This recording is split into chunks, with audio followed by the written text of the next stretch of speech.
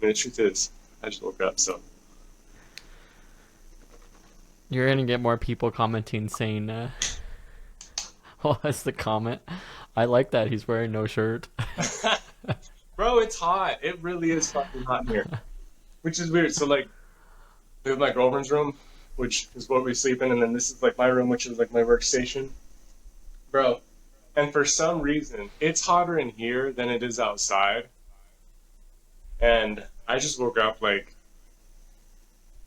what time was it? 10:20, like 9:30, like right when we were supposed to start. I was like, fuck. And so I turned on the AC, but it takes like an hour to cool off this room because it has really tall ceilings, which is not common in Hawaii because everybody's never mind. Yeah, let's not. It's just really hot. It's really fucking hot. I do have my shirt though, so I'll put it on in a minute. Um, sorry, I have like the sleepy eyes too. You can tell. They're so gross. How's your day, bro? Uh, yeah, it's all right. Just ready to. I'm ready to go to lift. I want to focus more on shoulders today, so I'm gonna go freaking hit shoulders. I'm pretty stoked for. Shoulders are important. Important. I've been neglecting them. Have you? Yeah, I think a lot of people neglect shoulder.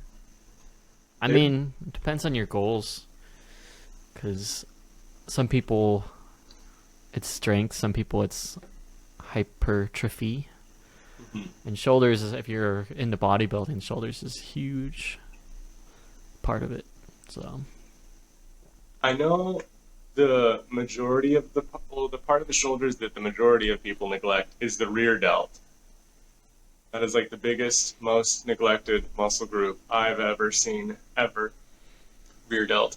And that's what gives you that like round shape on the shoulder, like boulder shoulder look. That's what I call it, the boulder shoulder.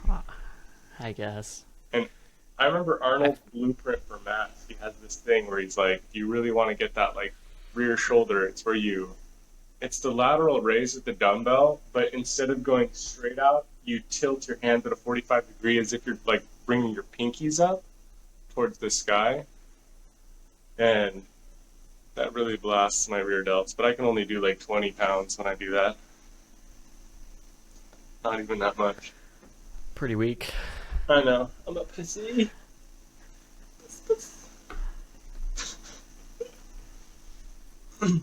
Bro, I hope you can't hear my AC. It's really fucking loud. I don't hear anything. Okay, good. The end of my. I've been up for like 10 hours, and then I get on this thing and I start yawning. You've been up for 10 hours? Sleepy tired. Yeah, it's 2:30 where I'm at. I've been up since 6. Maybe my math's off. Oh, 8 hours. I'm just a little Oh, off. wait, I've been up for 8 hours. that's a long fucking time. Wait, you're on days now, aren't you? Yeah, I'm working day shifts. So do you lift in the morning or the evenings now? Evening. Evenings. Yeah, it's kind of hard unless I want to get up at like 4, 3 in the morning to work out to get a good lift in. I prefer working out after, later in the day anyways. I think my opinions, mornings are for cardios and Hmm. later in the days for your lift. I like the body being warmed up decently for lifting. I just seem to have better pumps. Yeah. Well, you get more So carbs in you and whatnot, so. yeah, I have more energy and a lot more stuff. But I don't know, maybe on the cut, I feel like morning workouts are pretty good. I mean, obviously you're not gonna be lifting as heavy, and so you don't need to worry about a lot of things. Honestly, I don't miss the cut. Just because the strength. You get so much strength back on the bulk. Yeah, I'm kind of torn because the cut was nice, and I feel like I stopped cutting right before I was like really lean. But I don't know. No, it's the bulk's good. I'm glad to be bulking. I'm gonna be bulking for a long time. I don't know. Maybe when it starts getting warm here again, I'll start cutting again. But winter bulk, baby. Do a 3-year bulk. Just Oh keep gosh. going. You know, anyone who says like, "Oh, I've been bulking for years," dude. No, you just don't cut. Yeah. Stop lying to yourself, dude. You don't Yeah. have the discipline to cut. So Cutting can be hard. here's an idea that I had. Not to go deep so early, but I think you can determine someone's values by how many disciplines they have. And discipline is pretty simple. It's like self-defined. Is what things are you working on? What things are you sacrificing? Because I just been thinking about it recently. It's just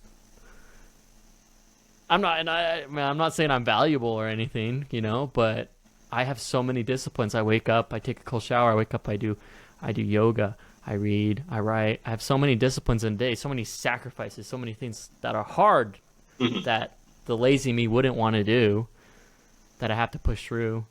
And there's a lot of people that just don't have one discipline, not one. And it's sad to see, but I've been thinking about that lately. It's just, yeah, I think your value is based on your disciplines. I concur. I agree. A lot of people can't do. I mean, most people have this same discipline of just like going to work, and then beside that, it's just like scrolling on TikTok, yerking off, and like watching Netflix and shit. And work, I wouldn't even consider like maybe if you're working hard at work and you're actually accomplishing things at work and progressing and advancing.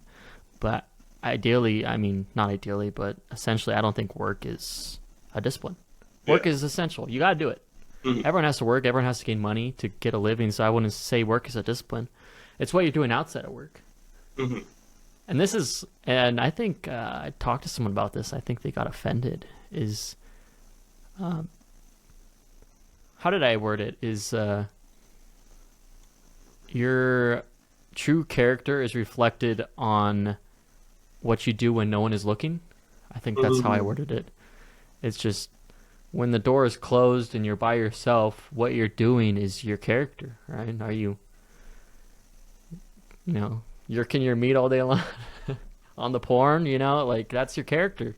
Or are you working on yourself? Are you exercising? Are you reading? Are you writing? Like when no one's looking, what are you doing? Mhm. But a lot of people don't like that idea because they know what they're doing is wrong. Yeah. They know they aren't working on themselves. I had a good conversation with a friend this week about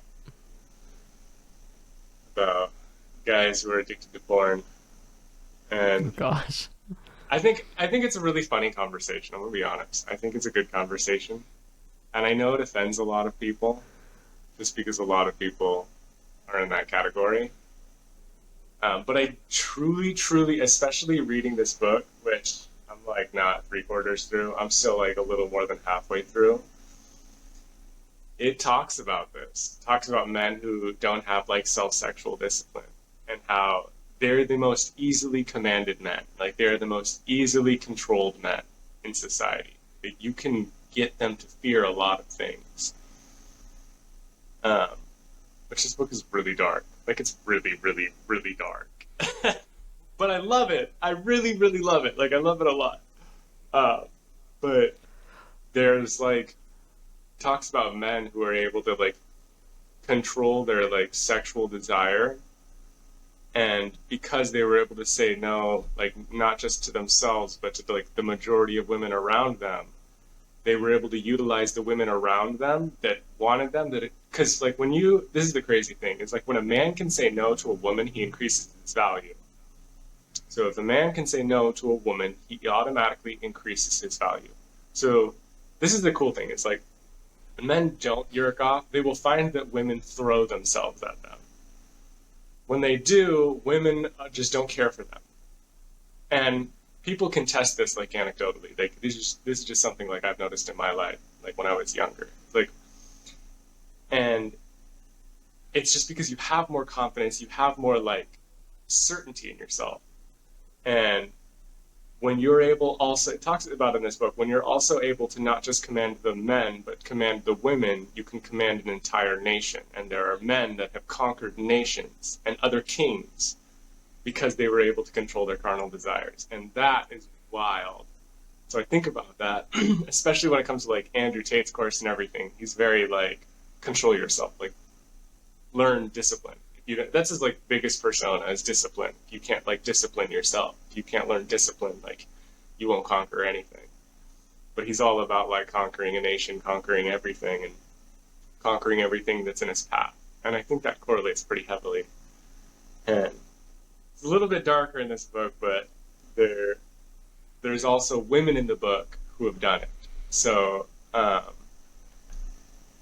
which one was it? The Virgin Queen of England. What was her? Was it the first Elizabeth? I think it was the first. No, it wasn't. Maybe it was the first Elizabeth. But she basically didn't want to get married, and so she teased a bunch of but the entire like country was like she's got to find a suitor, she's got to find a suitor, she must find a suitor. And so she died a virgin though, at like fucking old, but she continually said no, not fully no. This is the thing, is she was never like, I'm not gonna get married. She was just like, oh, I need to find a suitor, I need to find a suitor. And she made treaties with a bunch, so people would send their princes over. And she at one point she had like 30 or 40 like kingdoms of princes over, and they were just all in the city like trying to woo her, trying to like do whatever. And she was creating like peace treaties and like commanding armies and like basically taking over kingdoms. And she would like kind of hint at like, oh yeah, maybe possibly with like one, and then she'd be like, oh yeah, maybe possibly with another, and they'd all like succumb to her. They'd be like, oh yeah, like whatever you want, like whatever you want, because they all wanted to marry her because she was like beautiful. And she never said yes to any of them. And she was one of the longest reigning monarchs of her time. And it's because like she was able to control it. And she died a virgin, like in old age. And she did this her entire life just to like control her kingdom. And she didn't want anybody else to take over and like take basic, because she knew that if she were to get married, that man would have all of the control in her like country. And she didn't want that, because she loved how her country was run, and she thought it was very balanced, and the way her family had run it. She's like, I don't want somebody else coming in and fucking this up. So I'm going to tease the idea of getting married, but I'm not going to get married.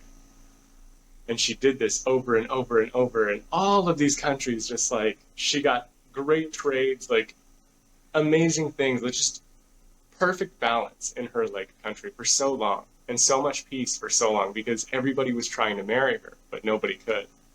And she never said no. She was never like, oh no. She knew that if she said no, it was a problem. Like it would create tension. So she was like, oh maybe. And so like there was princes that she was like basically almost dating multiple princes, but she never like actually courted one of them. She was just like, oh yeah, like for sure. And I thought that was kind of cool. I'm like, see, you can command an entire nation if you control yourself. It's a little scary. So what you're saying is abstinence is power? Yes. So, true abstinence can. That's what I've learned. Adam, lose your damn flower. Just kidding. No. No, I there's a hard. I think there's a hard truth to that. All is just. I think people don't understand value, and where that truly comes from. Because I think obviously the control you have over the hugest ones is this one is lust. You know, if you can control that, you can not only control yourself, but others who lose control to it, I guess. And I think women have that power naturally. I mean, women are beautiful, right? And they have that power to persuade. But it's interesting because they can only persuade the weak, right? Mm-hmm. The men who can control their lust, they aren't. I mean, obviously, you could be wooed by the woman, but she can't control you. And so that's an interesting concept of just the power of lust and holding true value to yourself. Wasn't there a moment where we were trying to get one of our friends in the gym, so we created a fake Tinder account to get him to go to the gym? I'm not proud of this, but it was an interesting experiment because it worked. It worked. It worked. You create a fake persona, beautiful woman, right? Who shows interest in a man, uh, she could control that man. Mhm. Like, it's crazy the power of it. And it's like, yeah, this fake Tinder profile. And we got the guy to go to the gym who would never go to the gym with us. It's insane. And we got him to go frequently, hoping that he would run into her. And Multiple it's times. multiple Multiple times. Like, I'm not proud of it. Like, it didn't go on for too long. It was deleted. But at the We were same time, it's young. just, We yeah, we we were we done. were young and It's exercising just a power. shameful moment. It's just like, dude, I'm not ashamed of it at all. I'm gonna be honest. Like, I think I about that. mean, It, I guess look at our intentions. yeah. I mean, okay. Number one, I'm not ashamed of it because number one, I was young, and number two, I was understanding power. I didn't understand, but I knew why it would work in a way. I'm like, this is supposed to work. Like, if a woman were to invite me to the gym, I'd go. Like, even if I was like super sore and tired or whatever, and like say the woman at the time like invited me, I'd be like, oh yeah, let's go. And you don't think about it until now, but you're like, you could command an entire nation that way. You could get whatever you wanted out of the nation that way. Well, it's a scary concept because I mean, you let's say any man, you get the most beautiful women you have ever seen Mm-hmm. that comes up to you, and she can say anything, right? Mm-hmm. And how willing you would be to do it just because of her looks. Mm-hmm. Isn't that insane? I It's think wild. that scares me. It is It scary. scares me because can she control me, you know, by her looks? And I don't know. It just blows my mind. Like a woman, a gorgeous 10 out of 10, she could come and say anything to me, and I'll be like, yes. The question is, will I say yes? So that's the thing, though, is men who can control those like carnal desires and have self-sexual discipline can say no, but men who do not will always say yes. But this is the question: can you say no?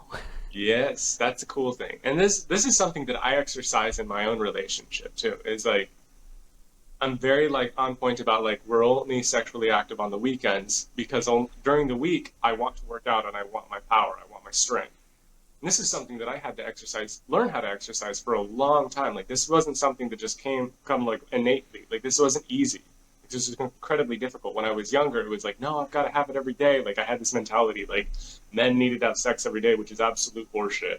Like it's the dumbest thing in the world. Um, which was it, John F. Kennedy? Um, he was a hoe. He was a little bit of a player. One of his famous quotes was, "I have to have sex every day, or else I will get headaches."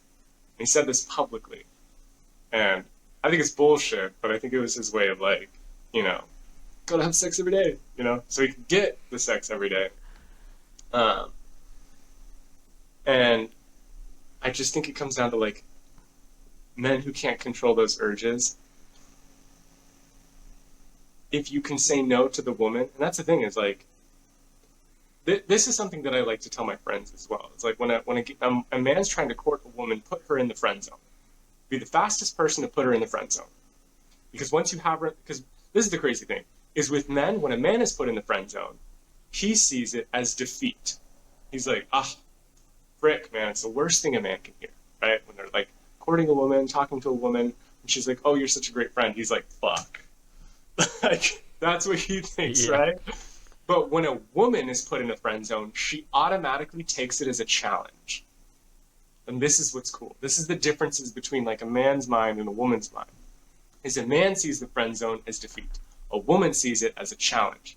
So when I'm like talking to friends who are like trying to get a girl or whatever, I'm like, put her in the friend zone as fast as possible. And they're like, no, no, no, no. Like I have friends like, no, that's crazy. Like I don't want to be in the friend zone. I'm like, no, you idiot. Like that is your most powerful tool because a woman in the friend zone will fight ferociously to get out. A woman doesn't want to be put there. They don't like that. They like to put men there.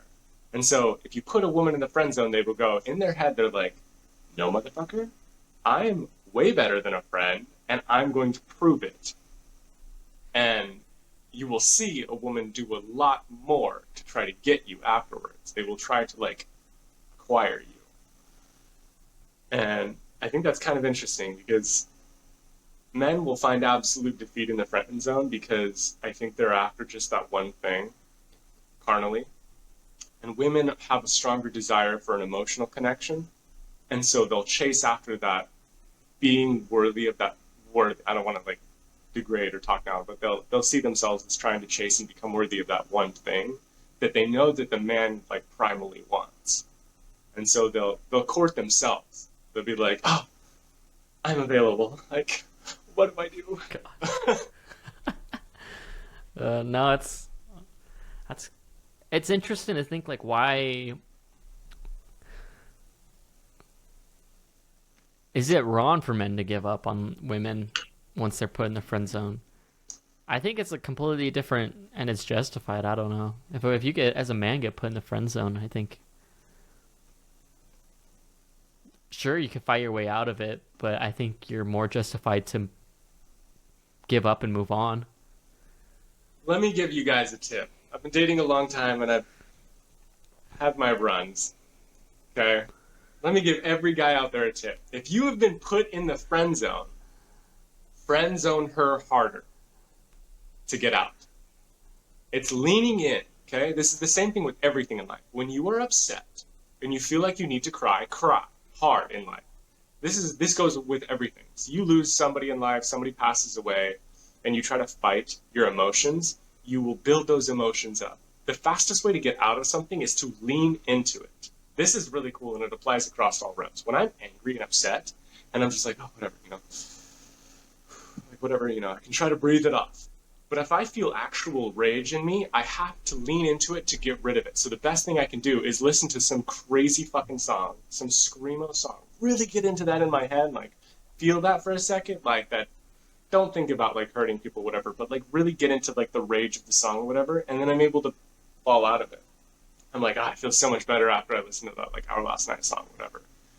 Lean into it, like, and it's the same thing with everything in life. When people experience loss, real like true loss in life, and somebody dies, and they don't cry, they don't allow themselves. And I'm not saying unpack into like sadness. I'm saying like when you feel like hugging somebody, hug somebody. When you feel like crying, find a space, cry. And if you actually let yourself feel the emotion, it will be gone within 5 minutes. If it lasts longer than 5 minutes, understand it's self-inflicted. You are self-inflicting if it's lasting longer than 5 minutes.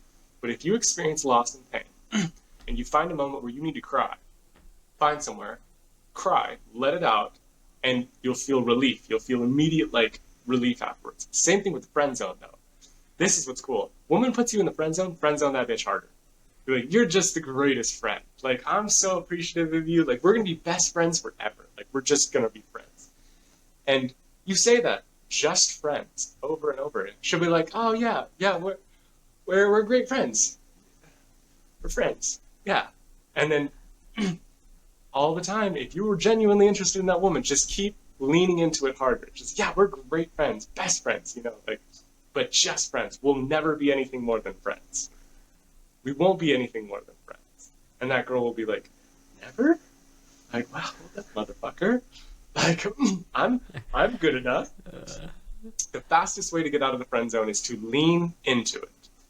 And she will take the initiative, pulling you out of that or giving you signals. Do not take the first signal, do not take the second, and do not take the third. Lean into it harder until they are chasing the shit out of you. Then and only then can you slightly court them. Not like, don't just dive in and be like, hey, dump them, leave them. Adam's like, dip, get the fuck out of there, bro. I'm too valuable to be friend zoned. If she tries to friend zone me, she doesn't understand my value. Thus, she's worthless to me. No. I leave her behind. You're a monster. Girls chase me, I don't chase them. No. No. If a woman were to chase you aggressively, you would lose interest in her like that. You'd be like, you want women slightly chasing you. That's where you actually find interest, because men are innately, like, we have a primal desire for the hunt. We love hunting the woman. Like, that's our shit, man. We love hunting the animals as well. It's our shit, man. We find the most pleasure. Get that meat. I don't like this lighting. I want to turn this one off. 1 second. 2 seconds. Oh, gosh. Oh, yes. Now I'm white. Ah, look. I look white. So much better. Yeah, you were Tanner before. I was Tanner, wasn't I? Now I, you're not Tanner. I love that one. I've been using that one for a long time. Whenever I get darker, I'm like, look, I'm Tanner. God, I love coffee. So here's an idea that going back to this a little bit. I was thinking about it this week. Someone who cheats, can they be trusted? Okay, it depends. So, And I'm not talking like emotionally. I'm not talking about in a relationship again. I'm talking about in general. what do you mean? Like in Can games a and whatnot? cheater can a cheater be trusted? If they're actively, say if they, so are you like actively in games or in like relationships? Because, I mean, altogether, if they have in their life, that doesn't mean they're evil. I do believe men and women are capable of change. I do believe that they can change. But that doesn't mean that they do change. That doesn't mean that they always change because evolution is inevitable. You have to change to survive. You have to. In life, you must evolve. Everything in life evolves. We evolve from a baby to an adolescent to an adult. And if you refuse, if you try to stay an adolescent, you will die. You can't. You must change. Evolution is just a part of life. Men who refuse to change, women who refuse to change, will be consumed by nature. Remember on the last podcast I talked about this? Nature consumes the weak. Nature consumes the weak. If you remain weak, nature will consume you. So, yes, I have met very successful men that cheat. I have met men who make millions of dollars that are cheaters. That doesn't mean that nature's not going to consume them. That just means they're getting away with it at the moment. But I do believe that cheating in itself is somebody who truly just worships and adorns chaos. And I've known men, especially in the construction industry, that were like serial cheaters. Like serial cheaters. Um, and they lived in a state of perpetual mental chaos. They suffered so much in hating themselves. And this like and it wasn't like a you know when like work's not going well for you or like you just can't figure some project out or whatever and you're like frustrated and you're just hating life. It's not like that kind of self-hate. And I truly believe that cheating is just a form of like shitty self-talk. It's just a form of the way you like speak to yourself.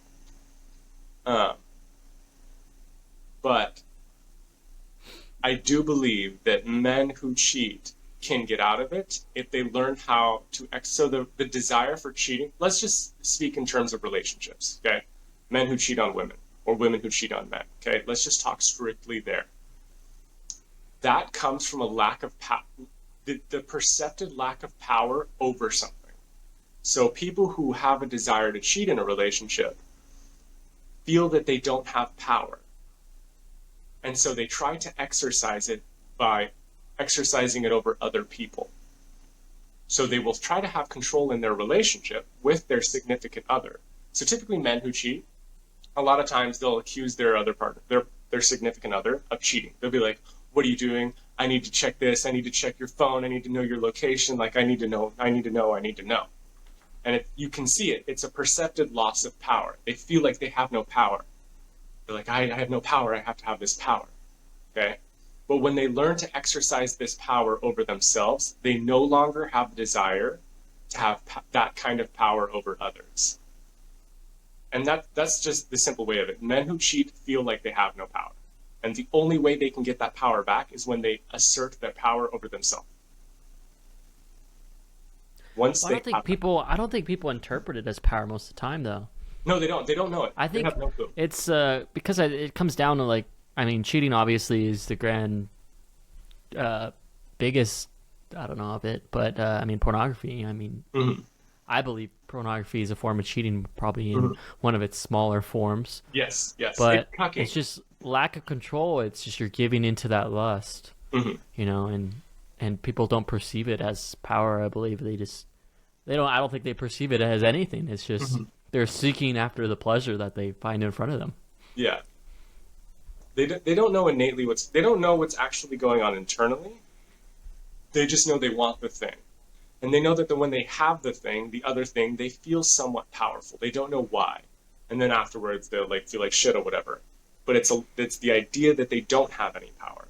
And so they'll try to exercise it over their partner, and then they'll try to exercise it over other women. The same thing with women. They feel like they have no power. Okay? And this is the same thing goes back to like Yurkinov and whatnot. If they were to stop, if they were to learn how to say no to themselves, they'd be like, "Oh, I find that woman attractive." No, and be able to move on. They will feel an incredible amount of power in and of itself, and they know this. Like men who cheat, I've seen this, especially in the construction industry. A serial cheater who like had an attractive woman walk up to them at a bar or whatnot, and the woman hits on them, and they're like, "No," and afterwards they felt like they were the shit. They were like, "I'm so fucking cool. I'm so great." But then they let that get to their head, and they'd go after the next woman. And it's like if they just kept saying no, they would have the most power they could have ever wanted. They could have all the power they wanted. But in the end, they gave it up. That's the thing with serial cheaters. It's like they end up giving up that power. And they give it up to some shitty woman or whatever somewhere that they're just like, and then that power is gone. And so they never get it back. And so then they continually chase it by watching porn, by yerking off, by like chasing other women, whatever. Because they think they're going to get that power again, but they don't realize the initial finding of that power was in saying no, the continuation of saying no. So, men who cheat cannot be trusted until they learn to assert their power over themselves. I That's think power can be uh, said as control. mhm, I was thinking of yesterday. I was in the gym yesterday, and it was, I don't know, it's just so sad moment for me. A girl walks in, gorgeous girl, into the mhm. gym. Every man in that gym is looking at that girl. And, I'm just thinking to myself, I'm like, this is, are we like, I don't know what to compare it to, just like a herd in the field, just Mhm. that weak, have no control. And I mean, even to go in more simple terms of pornography, cheating is the max. Pornography is smaller. I mean, looking at an attractive female is way even smaller than that. Do you have the control to not look? Mhm. A attractive girl walks in the gym and she's wearing those spandex, and obviously everyone. I wouldn't say everyone's tempted, but I feel like the average man would be tempted to look at her. Do you have the control not to look at her? Mhm. And it was just so sad to see. Like, I was just looking around the gym, and every single man, married, single, old, young, every single man was looking at that girl. I was like, we have no self control as men. It's so sad to see. But I mean, that's what it comes down to: is how much control do you have over your life? How much power are you able to not look? And it does feel good. I mean, there's been times where an attractive girl like walks in the gym, and a lot of times it's intentional. They want to be looked at, Mhm. and just to not look at them, it feels good. I mean, it's like I have power over my life. I have power not to look, especially when Mhm. every other man is looking. But then you find yourself looking sometimes, and then you look around a little bit, and every man's looking. Are you part of the crowd, or are you better than that? Are you more powerful than that? I don't know. Those women who know everybody's looking are more interested in the men who aren't looking. They want to know why. Because they know, especially beautiful women, they know that they are the center of attention a lot of times. And when they know that somewhere they're not, they're intrigued by it.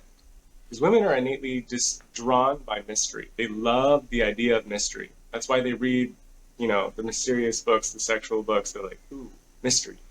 Women, especially, this is the thing about relationships. Men who live in sexless marriages, if you want to have sex again, pull away. Invoke a sense of mystery. Stop telling her everything you're doing. I've had friends come to me. They're like, hey, like, me and my wife, like, we're not doing it anymore. And like, I want to, but she's just not down. Like, what do I do? And I'm like, pull away. Not like completely pull away. Don't be a dick, but like don't always be like when she's like, "Hey, what are you doing?" Don't just be like, "Oh, like I'm working on this project and I'm doing X, Y, and Z." Just be like, oh, "I'm working on a project." Like, what kind of project? Like, nah, it's a secret. Like now she's immediately intrigued. She's immediately like, "There's a mystery. I want to solve it. It's like my books." And it's you. You are now the mystery. And then say this is another thing. It's like when you're kissing a woman in your relationship, say you're married or whatever, you're living in a sexless marriage and you want that thing again, grab her face, not aggressively, grab her face, kiss her, pull her in, be like, "Ah, yes, tastes delicious," and walk away. Turn and walk away. She will go, "What? Where? There's supposed to be more to that," because typically what happens is like when men are living in sexless marriages, they're trying too hard and the woman gets bored. They like to have a little bit of a chase too. So I think when it comes to the gym, the pretty woman walking in, because I've seen that like plenty of times. Like guys just, "Oh my god, like she's gorgeous, holy shit." And you're like looking around like, "You guys are just okay, like this is the gym, like we're Gucci here." Like, "You see that girl? It's like everybody fucking sees her. Calm down." Yeah. It's just I don't want to be seen as part of that crowd. It's just kind of a not a crowd that I want to be. I don't know. I mean, but like it's just like that's the thing. It's just that was every man in that gym, and so it's just hard to picture. And it's like okay, I got to be better than this. Can't look at these pretty girls that walk in the gym. Yeah. You got these old married men looking. It's like I'm better than that. Come on, I have more self control than that. Well, It's an interesting concept to think about. I feel like in because when I was a part of the church, there was actually something somebody had said that goes along those lines that I did agree with. I did agree with. Okay, don't get me wrong. I fucking hate religion. Like I can't stand religion, but there are some things in religion that are beautiful and very true. And I can't remember who said it, and maybe it was like one of the core teachings, but they were like, if you look twice, the sin has been committed. You look once, you're okay. But once you look again, the sin has been committed.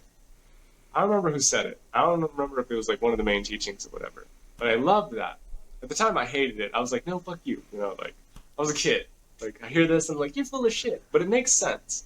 It actually makes sense because you become powerless the second time you look. If you can look once, and be like, yep, that's pretty, and look away, and maintain the control of not going back, you gain the power. You gain the control.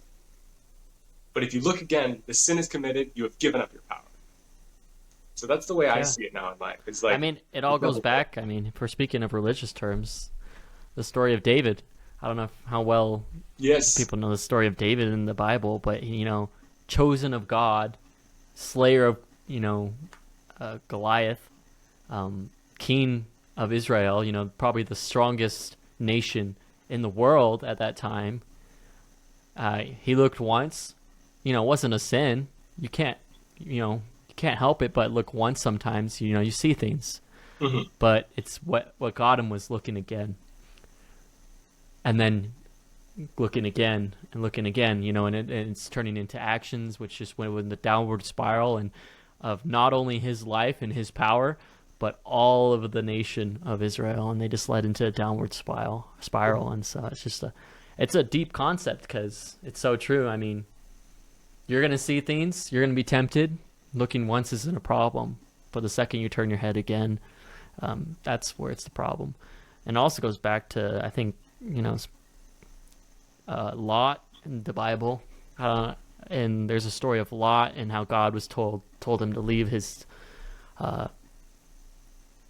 country or whatever, and it's an interesting story about how his wife looked back. She turned into a pillar of salt, is the story, and there's some deep meaning to that. I mean, if you dive into it and add meaning to it, it's just you can't look back into lawning, and it's just look once, okay, but move on. hmm So there's so much, I don't know, so much truth to that, so much lessons you could go off of. It's just Oh yeah. don't look again, keep moving forward. Well, it also goes along the lines of that quote. What is it? Fool me once, shame on you. Fool me twice, shame on me. Hmm. It's the same thing. It's like Yeah. you look once, oh, it was the beauty. It caught you for a second. Shame on you, motherfucker. You look again, shame on me. It's your fault. Same thing with addictions. You try alcohol once, you're like, that was rough. You go back to it, that's where an addiction forms. Yep. Same thing with pornography. They look once, it pops up, they're like, oh, no, no, no. Close it. And then they go and look again. And that's where it starts. You I mean, must. yeah, you could apply to anything. Mm-hmm. Fast food. Yep. It's okay to eat every once in a while. Not gonna kill you. Mm-hmm. Every day it's gonna kill you. Yeah. God, that's a good one. I like that. That's so interesting to think about.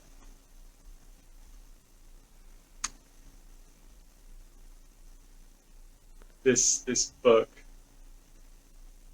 that I've been reading, which I had to pull away from it and read some other books. I've been reading The Alchemist again, which is such a good book. Um, oh, sorry, crazy sounds outside. I was like, what the hell is that? Um, there was another book I was going to read. Have you? I think you read this one. Maybe you didn't. Is it Man's Search for Meaning? Yeah. Man's Search for Meaning. I think that one. Have you read that one? How was it? Because I just put it on my list. By Viktor Frankl. Yeah. It's it's definitely an interesting read. I mean, it's hard at the same time because he's talking about, concentration camps and stuff. But it's really interesting to see at the lowest of lows how people can find meaning, even at the worst times of your life. And it just shows, it's really interesting because it shows humans' innate nature just to find meaning. And you got, two types of people, those who give up and those who keep pushing forward. And it's definitely an interesting read. I would recommend to anyone. Okay. It's a different style of writing, though. It's really a different style. It's like a 2-part book, and it just keeps going. There's like no chapters. But Another one. It's on my wish list. This is the second one. I can't remember who was recommending it. A lot of people were actually. The Power of Positive Thinking by Norman Vincent Peale. Have you read that one or no? Read that one? that's on my list, though. I want to read that one. I have a huge list. Do you? I'm just doing book by book. I mean, my library over here. I'm slowly building my book library. Yeah. Finding favorites. I'll reread ones I really like. Yeah. Reading's amazing. There's so much good things in a book. I feel like I was most ignorant in my life when I wasn't reading. The time of my life when I refused to agree. read was the time that I was the most ignorant. I'll tell you, if you're not a reader, it just means you haven't found a good book yet. That's true. That's very true. So you just keep reading. Find the books you like, because there's books that you like, and books that you will, what's the word? Just absorb the information, and you'll just absolutely love it and devour that book. That's what I call it. There's so many good books out there. The first book to actually consume me was like when I got back to reading, because I stopped reading in high school, and afterwards I was like, I don't need to read anything. I'll just read the Bible. It's the only thing I need. It's the only book I need, and I'll know everything from it, which was absolute horseshit. I was very ignorant. I read the Bible all the time, and I didn't learn another goddamn thing. Because I had read it so many times growing up, like so many fucking times, and I got to a point where I was just like reading it, and I'm like, yeah, another story, I love this lesson, or whatever. This is a good lesson. My favorite was Corinthians. Loved Corinthians. I would read that over and over and over and over again. But I felt like I wasn't getting anything new, and I stopped reading because I was like bored. I was like, this is dumb. I've gotten everything I need to get out of books. And then somebody recommended Conversations with God to me, and they recommended it for like 2 years straight. And I was like, no, I don't need to read a book. The only religious book I ever need to read is the Bible. And then I read Conversations with God, and I was like, I am missing out. I'm missing out on a lot. And so that's what like got me in. And that book was great. The book was amazing. A lot of beautiful concepts in there. And I think the second Well, book after that. Go ahead. I think just speaking of conversations with God and how it's to any, I think to any religion, it's conflicting. It's contentious to your ideas and beliefs. Yep. But I think the coolest idea to that is, um, if you're not a reader, or maybe just if you want to grow, if you want to increase your intellectual capacity, find a book you completely disagree with and read that book. Mhm. I think it's a really cool idea. If the idea of reading is you're going to absorb information from it, whether you agree with it or not, Mhm. and the more you read, I think the more you realize you can find, you could agree with everything to a certain extent. Mhm. And so, like, even when you and me talk about religion, and a lot of times we're on completely different ideas in a lot of ways, Mhm. but basically everything you say, I agree to a certain extent, or maybe in a different way, and just it's interesting to find the similarities Yeah. and to understand the opposite side, to understand where people are coming from. People are so they put walls up nowadays. I don't want to understand your point of view. It's just wrong. You're wrong. Have you tried to understand them? Have you tried to look through their eyes? What are their motives? What are their ideas? What are their beliefs? And to understand those is just really. So that's just like with conversations with God. It's just dude, some ideas in that book are just they're insane, They're out insane there. ideas. I disagree with a lot in that book, but basically with everything I disagree, I agree to a certain extent. It's the concepts, and that's I think the beauty of ideas and the beauty of life is concepts are universal, Mhm. and you interpret them how you want to interpret them, but they are universal, Yeah. and every concept is it's fun, and that's why it's fun to talk about these things because you could agree to certain extents on everything. So Mhm. Well, I have this belief that like before I read more books, before I read Conversations with God, I was an asshole. I was a piece of shit. Like I was the worst kind of human. I only read the Bible and I only saw life through my lens, and I believed everyone else's lens was a lie. I believed everyone else's lens wasn't true and it was wrong. And I bet you could probably agree with this as well. When you only read the Bible, everybody else was wrong. Everybody who thought any other way outside of the Bible was wrong. Until you started reading more books and you're like, no, I see where they're right. I see what they mean. I see what they're saying. And I think that's incredibly important is when we don't look through other people's lenses, through all the other lenses of life, we don't get to love other people. We don't get to love people fully. And that's why, like, after I read Conversations with God, I was like, I want to read them all. I want to read all of the religious scripts and manuscripts of the world. I read the Tao Te Ching. I went down the list. I was like, let's go. The Four Agreements, like, I just kept going. Like, The Secret, all of these things. Ask and it is given. And I was like, I want to see it all. I want to see how other people look at this world. And it's because nobody meets God the same. Not a single person will meet God at the same spot as somebody else. Somebody's like, I had this beautiful moment with God in the forest over there at that spot. And you can go over there, kneel at that spot, and pray and pray and pray, and you may never find God. It happens. Like, why am I not meeting God like he did? This is bullshit. What he saw was a lie. And then you meet God somewhere else. Like, I met God on drugs. They're like, what? What do you mean? And it's like, no, I truly, like, I did this drug and I met God. You're like, you're full of shit. I met God over there in the forest, so you're a liar. And it's because nobody meets God the same. You cannot take a man who can perfectly see, a colorblind man, and a man who just has no sight whatsoever, tell them to paint a picture of love, and they're all going to paint the same thing. They're all going to paint something different. Even men who see the same, like, see all the same colors. You tell them to paint a picture of love, they're all going to paint something different. It's because nobody meets God the same. And when you read more books, I think it opens your eyes. I met this girl once, very Christian, very, very, very Christian. And I begged her to read the Tao Te Ching. I was like, please read Tao Te Ching, Conversation with God, read another book. Just please read another book. And she's like, no, the Bible is the only true book. It's the only book I need. And I was like, that's a scary mindset. And she's like, no, there is no other true books out there. The Bible is the only true book, and it's the only truth that I need to read for the rest of my life. And I remember when she said this to me, I was like, I don't want to be your friend anymore. And she was like, why? And I was like, because you're a dangerous person, and you're the reason people die and get killed. People with that mindset are the ones that cause wars, are the ones that kill other people for their beliefs. Until you can look through the lenses of other people's eyes of where they met God, you can't understand them, you cannot love them. People are like, I met God in Hinduism, or I met God in Buddhism. You're like, unless you take a look at it, you're like, all right, what did they actually believe? They meditate?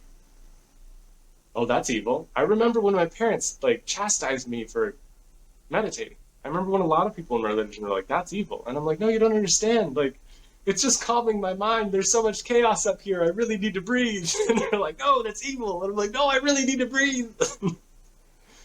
And they didn't Yeah, I see think it through any other lens other than what they were taught. people are so. It's hard to see, and a lot of religions are really open. It's good to see that. I've seen a lot of religions. I mean, living in Brazil for 2 years, Brazil's a crazy religious country. Everyone's religious. And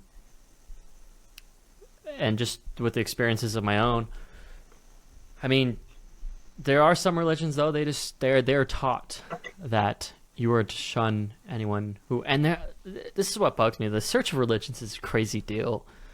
What bugs me about religions are the ones that say,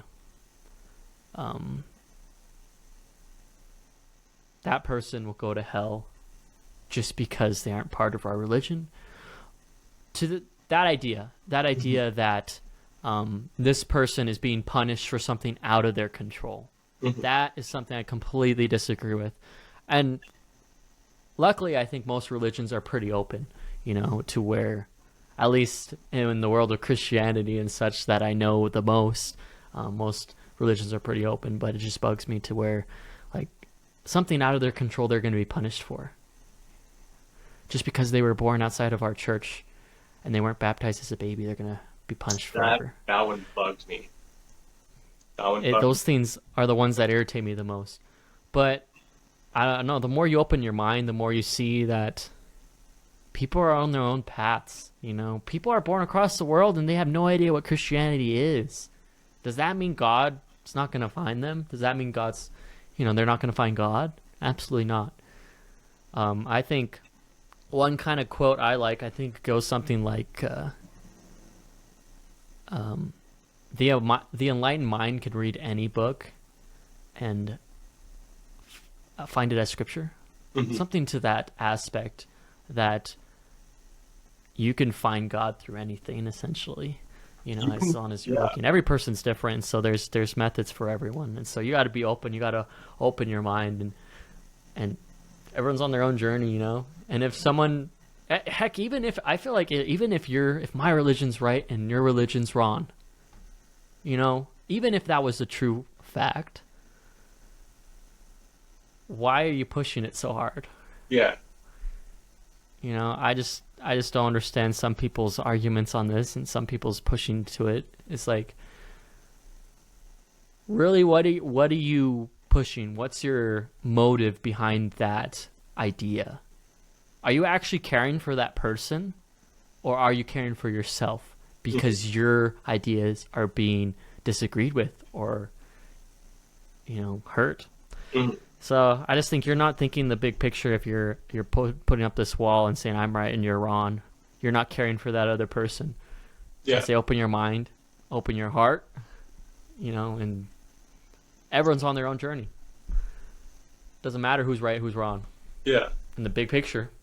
I also like to look at the macro and the micro. And when you look at Homo sapiens, our iteration of humans, the way we look and the way we act and our development, okay, we have evidence of Homo sapiens dating back to about 250,000 to 300,000 years ago. Before that, it was mostly Neanderthals, and there was a couple other species of humans, but we have Homo sapien DNA and structures of bone that date back to 300,000 years ago, okay? And if you look at religion, Christianity is 2,000 years old. We have evidence of religious acts and religious tribal rituals dating back 75,000 years. People have been worshiping gods for a long time. A long time. And there are stories of gods that you hear and you're like, that's the craziest thing I ever heard, man. Like, that's wild. Like, y'all had a god that turned into a snake and then turned back into like man, and then it would just like shapeshift and whatnot. There was one that turned into a shark and he turned into a man and he would go back into the ocean and turn back into a shark. You're crazy. And then you hear people like, you had a guy that walked on water? You're fucking crazy. Like, you're wild, man. Like, that's impossible. But if you look at history, we have like religious rituals that we have found, like evidence of religious rituals that date back at least 75,000 years. And Homo sapiens have been on this earth for around 300,000 years. So it's like, to say one truth is the only truth, you don't know. You really don't for sure know, but you know something's out there. We all know something's out there. We all know that there's some power keeping us on this fucking planet. There's some power that brings us together. There's some power that we feel that connects us with each other. It's like, hey, like something created me, something created you. There's something that's really pushing us forward. And so this was something I was looking at this last week, was the macro and the micro. It's like, how long have Homo sapiens been here? Like, building houses, hunting, toolkit, that kind of thing. Not like, way too archaic where they were just like basically chimpanzees. I'm talking like Homo sapiens, intelligent Homo sapiens that have been like doing things structurally, building structures to societies, like in some form or another, having a somewhat advanced toolkits to do certain things. That's what I've been looking at. And then religious rituals. How long have we been doing religious rituals? How long has that been going on? Quite a long time. And so for me, especially recently, I've just been like, okay, like maybe we really don't know what's going on out there.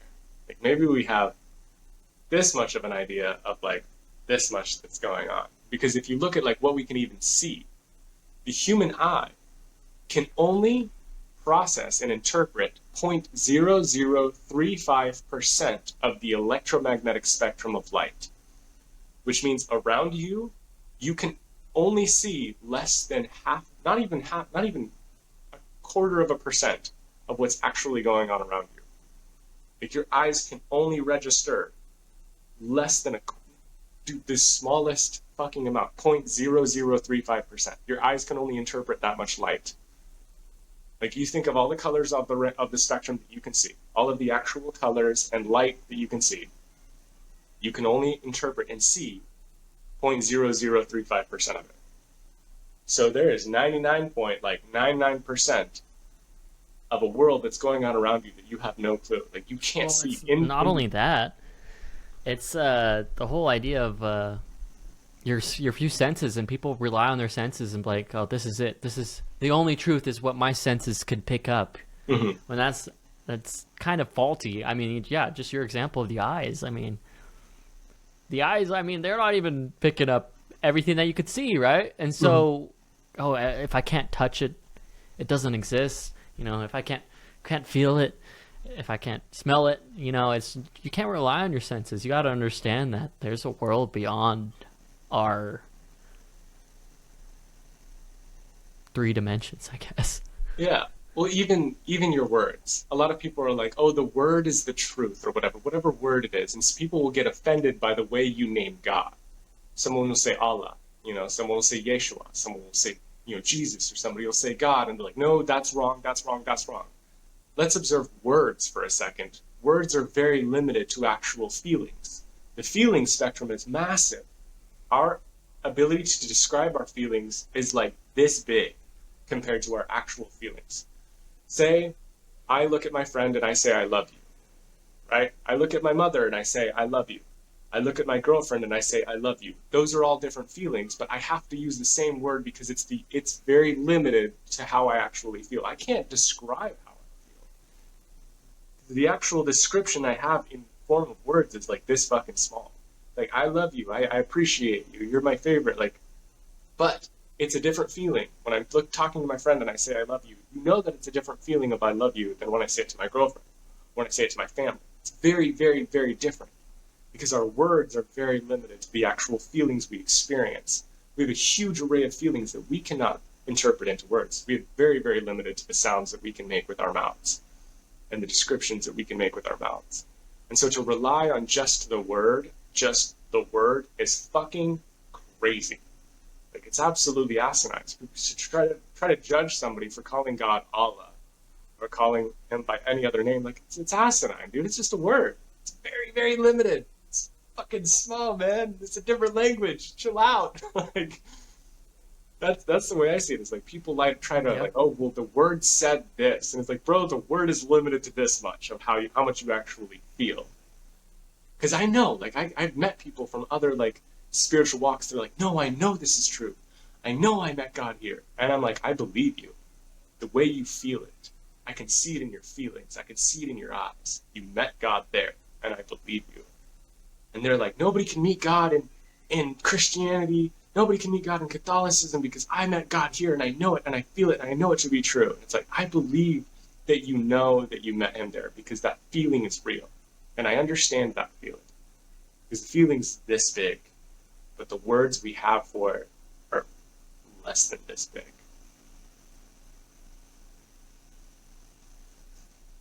Yeah. It's a crazy idea. It's interesting to know different languages too, Mhm. because there are different words in different languages that don't exist Yeah. in other languages. There's sayings in Portuguese that I cannot translate into English. It does not even come close to a meaning. I can't even find a word that comes close. And it's just that alone seeing it's just, maybe if we all spoke all the languages, we could build it a little bit. It's crazy. Unless all the words were like banana. Banana is universal. Banana is universal. Doesn't exist in another language. Banana is universal. That's crazy. That's really crazy. No, but it's true. Like our words are limited. We have a very limited amount of words for how we feel. And so to rely on just the word alone is faulty. It won't work. People No, I speak like I different like I like to think of music because languages. I'm, especially for me being a big music guy, is I'm able to feel emotions on a more deeper level through music, and it's like a whole different, like opens a whole different vocabulary for me. It's just it opens different feelings, Yeah. and I think everyone could understand that. There's been times where you're just overwhelmed with an emotion, I don't know, one way or another. There's no words that can describe it. Maybe it was music that brought you there. Maybe it was an experience. But yeah, our vocabulary is a very small part of. And I think, studying psychology, the majority of what we're speaking and what we're communicating with one another is not verbal. It's not our words. It's what we're looking at, what we're doing, our physical. It's just everything else. And so, just communication. I mean, you look at animals that don't necessarily speak to each other. They don't have vocabulary. They're able to communicate with each other. So it's crazy. We could put words to things and try to put words to things, but when really it's just we're we're taking these little things and trying to put it on big things, I guess. I don't know Yeah. how to describe it. Everybody has experienced a song that has given them a feeling that they cannot put into words. They have had a song in their life that hit them that they're like, I cannot comprehend fully and explain this to you in words of what this made me feel. Like there's been Millennium songs that we have had that we were just like, there are no words for what I experienced. Novelty doesn't do it justice. Like the experience of novelty does not do what I just felt justice. And that's the highest word that I've got for it. And if I had a higher word for it, I would blast that. But there's a feeling that it gave me that is just beyond like expression of words. There's no word for it. So it's cool to think about. It's a cool idea because it just opens your eyes a little bit. It's like if we don't have words to describe everything, and we can't feel or see everything, where am I? What's my part in this world? Where am I? Do I even exist? You might not. Questions to ask yourself. Yeah. And another thing is just, why don't people think more? That's the question that always just bugged the crap out of me. There's people who don't care, don't give a crap if there's a God, don't give a crap if there's an afterlife. Why? Why don't you care? Why, if you're not, I don't know. This just blows my mind. We have Don't very you want to different know beliefs. the deeper meaning behind everything? There's obviously some deep stuff Yeah. in places. Why aren't people seeking that? Because they like to be numb. They like to not know. It's the fear of the unknown that causes us to do crazy things, and we know that. So I'd rather not do things that I fucking hate or that are going to make me feel like shit. I'd rather just not know. Some people, it's like, I don't want to go too far. Because there's this quote that I love, the more you know, the more you suffer. Like, because it drives me mad.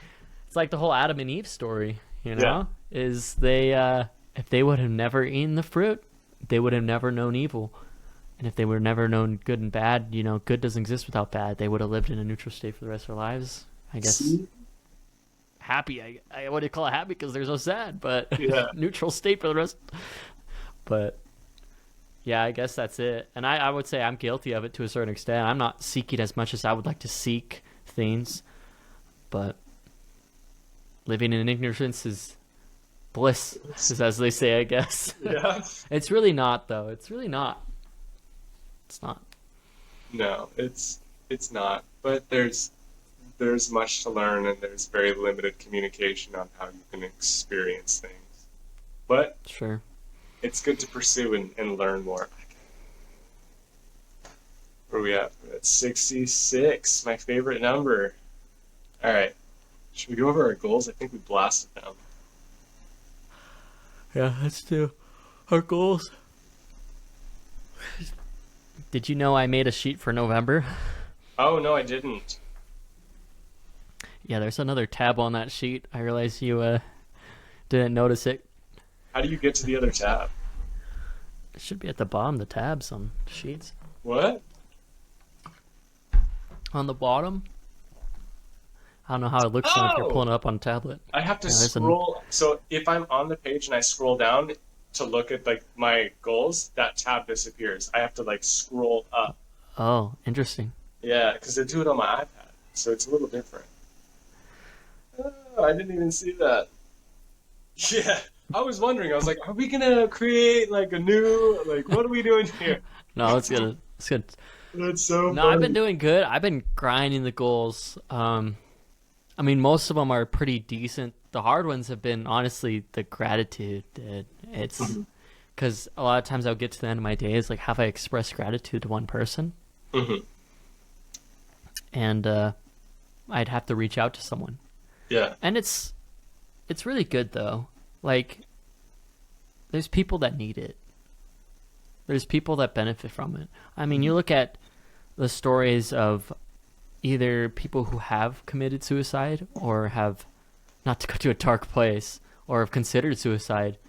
The power of even saying hi to a person and then expressing gratitude is like a whole more profound level. But just adding value to someone's life, it is tremendous. And just seeing it change people just by a little bit, shooting one text, man, it's really, it's a fun goal to. But here, I guess I could go over mine. See if I want to. My physical goals are my cold shower and yoga. So I've been taking a cold shower every day and doing yoga. My intellectual are reading and writing every day. And my spiritual are active praying and active scripture study. And my relationships are say hi to, or try to say hi to everyone and express gratitude to one person. And then I have music goals, which I will study music production and music study, which have been going good. I haven't missed one, but then, was it yesterday? Yesterday I missed. And I'll tell you this. I saw you miss some. Mhm. And so this is why here's to add more value to us completing them. By seeing you miss some gave me leeway, because I figured if he missed some, I can miss some. No, I won't have to pay him because it just cancels out the ones he missed. So everyone he misses, that gives me an excuse to miss one of mine. So it's just a motivation not to miss yours because I that came up, and then yesterday it was the end of the day. I haven't expressed gratitude to anyone. I saw that you missed some. I'm like, whatever. So, I did miss but two in October. Let's see, what so were I they? missed. Yeah, I missed one yesterday, and I think I've been thinking about the gratitude because it's been hard for me a lot of times, Mhm. and I've been thinking about changing it. But no, I gotta keep doing it. It's a good goal, and I've been thinking about. It's like I don't want to just say it to the to more to the same person more than once in Mhm. like a period. But I was like, why not? Mhm. Well, it's something that I do because the whole gratitude thing goes back to I've been working on my impact for a long time. Like one of my biggest beliefs is my impact. And so part of my percentage growth that I did in my journal for a long time was making sure I have a 1% growth on impact every day. And that means like showing gratitude, showing love, or impacting people's lives positively. Um, and because expressing gratitude to one person for me, that was like that's become one of my strengths. But like I'm really good at expressing my gratitude, but that's just because I've been doing it like consistently every single day for over a year now. I've been like, I've got to do this. My impact is so important. Like if I don't have this impact, like I'm creating chaos. And so for me, expressing gratitude, even for what, just for things that count for me, just to give you like ideas of like things that I have utilized that count for me is like, because I talk to my brother all the time, all the fucking time. And whether it's him, you, anybody at the gym, anybody around me, like not just expressing gratitude for a person, but things that they do. Like, hey, thank you for that. Like, appreciate that. So just like even in public, you're checking out at Walmart, or Sure. whatever, and somebody's like checking, like, hey, thank you so much for that. Like, appreciate you. But there, it counts. There's my 1%. Like, you go to the store, you go wherever, you ordering DoorDash food, the guy shows up or whatever, you're like, hey, thank you so much. Appreciate you, man. Like, just little bits, like thrown out there. No, and that's I think that's what I'm realizing is I need to broaden because I've been too specific, I guess, on the goal. Is just I need to broaden my horizons and even just complimenting someone. So I just need to express or just broaden my idea of that goal Mhm. instead of making it like one specific, just like reaching Yeah. out to someone and Because that, literally saying, "Hi, I'm grateful for you, man." yeah, that's literally what I did for like an entire month, and it was killing me because I couldn't do it. Well, I that's was why like, that's what I've been doing. Yeah, yeah, you got to broaden it too. Like when you're at the gym and I'm somebody's running like, out of people. yeah, when you're at the gym though, and you're like, you want to use a machine, and you go up to somebody and be like, hey, you're like, you almost done? They're like, yeah, I'm done. I'm gonna wiping this off, whatever, real quick. Like, thank you so much, man. Thank you so much. Like, just that gratitude, or like, No, it's tempting at times. It's fun making these goals because they open your eyes and you're thinking about it. Sometimes it just pops up and you're thinking about it. And even at the gym, I see this guy and he's the shorter guy, and he's benching. He's he's getting his max in, right, and he gets that 225 up, and it looked like his first time getting that 225 up, and it was so tempting to go up and congratulate him mm, and say, "Man, that's not only good, but you're a smaller guy, so hitting 225 like that's pretty awesome." yeah, And so it's cool to make these goals to it builds your mind and like how I and I think everyone deep inside they want that connection, they want to appreciate people, and they want to build a web of relationships around them. And mm, so I definitely got to um yeah, expound my gratitude and doing that. But yeah, you've let's done move good. on to your goals, I guess. Okay, so mine, yeah, I had no clue we had a new tab. So I feel like on the days that I've been doing it, I like would just like kind of at night, like, did I do this? And I'd re-click, and I was just like, look at them like, yeah, I did them, yeah, I did them. So, but I did in the last month, I did miss one day of my gym or 10 minutes of active time, and I did miss one day of creatine. Um, and I count eating beef, pork, or salmon as at least if it's at least a pound, I got creatine in. And if I don't do that, I have to take supplemental creatine. But there was one day that I did miss completely. I ate like shit. I ate horrible that day. And I like got to the end of the day. I'm like, did I have my creatine today? And I like looked around and was like, no, Tanner, you did not have your creatine. I was like, okay. And then that was the same day that I wasn't active at all. Like I did nothing. So that was pretty guilty. But everything else, my impact, 3 lives a day, make a positive impact on 3 people's lives every day. I've been consistent in that. Expressing gratitude to one person or more every single day. I do that. I do feel like that is easier for me because I have a girlfriend. So like every day I can be like, I'm so grateful for you, babe. Like you're the shit. You're amazing. But then I'm like, this doesn't count. I gotta talk to somebody No. else. Like, I think some of the days, like I'm trying to get it done, I'm like, okay, I gotta get my gratitude. I'm like, I have, and I'm sure my roommate's getting kind of weirded out. Hey, man, I love you, bro. When I really need to hit that goal, I'm just thank you for. It's like I appreciate you, man. Probably thinks I'm running onto him or something. Gotta get a girlfriend. Get a girlfriend. No, so I do feel like I have it. I try not to utilize that too often. I'm like, I guess it's just my job. I should be expressing gratitude to her every day. Not just my job. I enjoy doing it, but I should. I feel like I should be doing more than just saying it to her. But I have been hitting that. But I've been hitting that one for a long time, so that one is a lot easier for me, just because I've been doing it for over a year now. Gratitude journal. I wasn't doing that before October. I stopped doing that for a while, and so I'm really glad that we did this because now I'm writing in my gratitude journal every single day. And for me, that's huge. I just fill up a page of whatever I'm grateful for. Some days it's 2 pages. Like the days this last week was really, really fucking hard for me. So I've been doing 2 pages a day. Creatine was good except for that one day. And then my fitness, 200 grams of protein. I've been doing pretty good at that. I downloaded the MyFitnessPal app, and I've been utilizing that to track my protein. Gym or active time, been doing good. I've slowed down a bit the last couple of days. Just I haven't been working out. I've been running, and which is I know weird, but I've been running a lot more.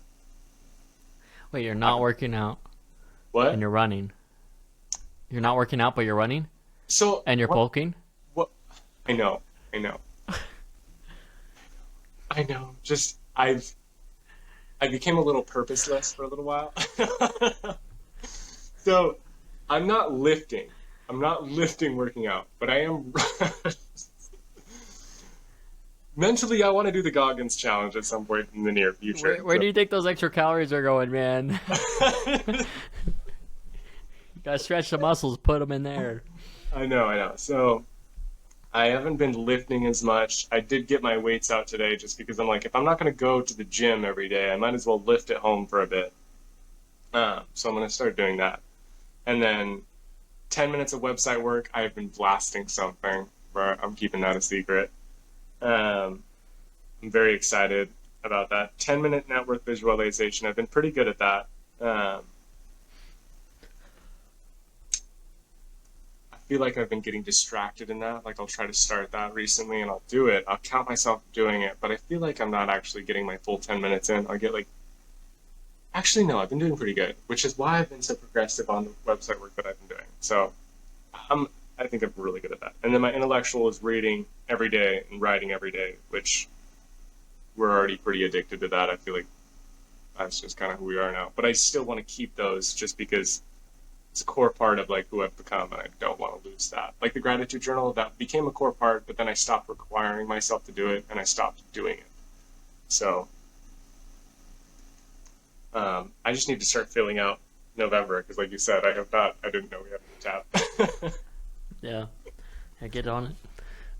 Yeah, I think I might revamp some goals here this next time, but for this time, I'm gonna keep going on them. Yeah, I'll probably switch things up on this. I might, because I want to hit some, because my physical goals are just cake now, and so I want to be more specific to, you know what, let's do that. Let's do it right now. Okay. I'm consistent on my cold shower. I got it down. Good. Done. Easy. Never mind. I'm gonna wait till next week. Okay. Okay. No, I have tons of things I want to implement, but it takes a little bit to, remember when we were creating this, to turn it into a daily goal. Mhm. And so it takes a little mental effort. And so I will think about these things of some things I want to change, and next week I'll have them. But for now, I'll keep with this. Okay. So I'm probably going to keep all of these just because most of them stay the same. The only thing I'd want to change maybe is fitness, but I'd have to figure out what I'd want to change the things to. So yeah, we'll figure out how we want to change them next week. All right. That concludes episode 11? 12. 12? 12. Damn, 12. Yeah. Let's go. Yeah, buddy. 2 minutes to life. All right. See you guys next week. See you guys.